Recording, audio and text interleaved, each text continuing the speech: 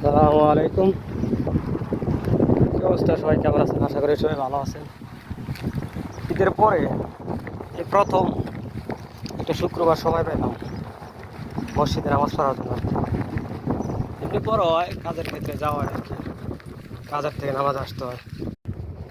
এমনি কাজের ক্ষেত্রে কাজে গেলে আর কি মনে করেন যে কাজের সাইড থেকে নামাজের জন্য মসজিদে নিয়ে আসে। আর এরকমভাবে বাসায় থেকে এরকমভাবে নামাজ পড়া হয় না। আর এরকমভাবে নামাজ পড়ার তৃপ্তি অন্যরকম।